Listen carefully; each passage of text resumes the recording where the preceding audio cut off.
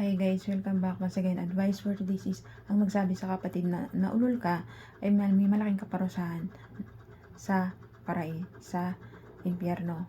Ang mga nagsasabi ng di maganda para sa kapwa nila naulol siya ay hahagis ng Diyos Ama sa impyerno, sa apoy na hindi namamatay.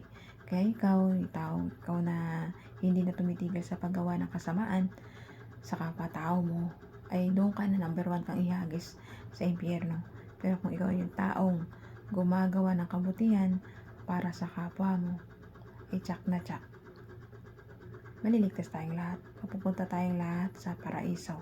Sabay-sabay tayong mapupunta lahat doon sa paraiso kung gagawa ka ng kabutihan para sa kapwa-tao mo at magiging tapat na manalig mo ng palataya para sa ating mga Diyos. Diyos Ama, Diyos Anak at Diyos Espiritu Santo. Huwag na po tayo magsalita ng di maganda sa kapwa-tao natin, magmura, magsalita ng di magaganda at makapanakit sa pamamagitan ng ating bibig. Manalig at manampalataya po tayo at magdasal sa ating mga Diyos. Lagi po natin panatilihing maging tapat sa ating mga Diyos, maging believers at maging faithful sa kanila. Kasi nagiging may pananampalataya ka sa kanila. Naiiwasan natin magmura, gumawa ng di maganda sa pananakit sa pamamagitan ng pananalita, pagsasabi natin ng ulol, pagmumura, yan. Naiiwasan natin basta nagdadasal lang po tayo. Pag nakabitaw po tayo ng salita sa kapwa-tao natin, sundan po natin ng sorry, pasensya.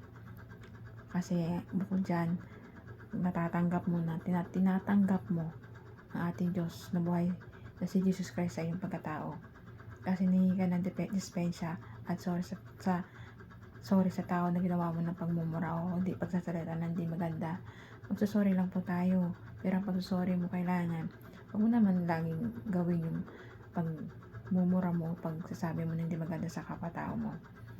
Lagi lang po tayo maging mabuting tao para sa kapwa-tao natin. Isipin lang natin ikabubuti nila. Huwag po tayo mag-isip na hindi mabuti sa kapwa-tao natin. Palaging pag-isipan sila ng mabuti ang ating kapwa-tao para mapabuti po sila. Kasi pag-isip pa lang sa kapwa-tao natin di maganda, nagdudulot na po yung kasalanan para sa kapwa-tao natin, lalo na yung pagmumura natin at pagsasalita ng hindi maganda. Huwag na po tayo magsalita o magmura kasi kasalanan rin po yan sa Diyos Ama. Ako hindi ako perfectong tao, mabilis po mainit ang ulo ko kasi dala na siguro pagkatanda ko na. Siyempre matanda na po ako eh. So nagiging yung chromosome ko, nagiging mainitin na ako kapag konting lang, mainit agad, nakasigaw, nakabulyaw, ganun. So unti-unti ko pong binabago yun. Sana sa pagdarasal ko, sana unti-unti mabago na yung ganung pananaw ko sa buhay pa. Ang gawa ko ba, maling gawa ko, na gumawa na lang po tayo ng kabutihan para sa kapwa-tao at magsalita tayo ng maganda para sa kapwa-tao natin. Pag-isipan natin lahat na ibibitaw natin salita sa ating kapwa-tao natin, na huwag na tayong gumawa ng hindi mabuti sa kapwa-tao at mag-isip. Lagi lang po tayo magdasal, isipin lang natin ikabubuti ng kapwa-tao natin para mapabuti ito. Kaya ikaw, habang maaga pa, magsisi ka na sa lahat ng mga kasalanan gawa mo, at huwag na tayo magmura o gumawa ng pananakit na pasalita na galing sa bibig natin. Lagi tayo magdasal, huwag na tayo magsalita ng mga ganon, puro kabutihan ang lalabas sa bibig natin.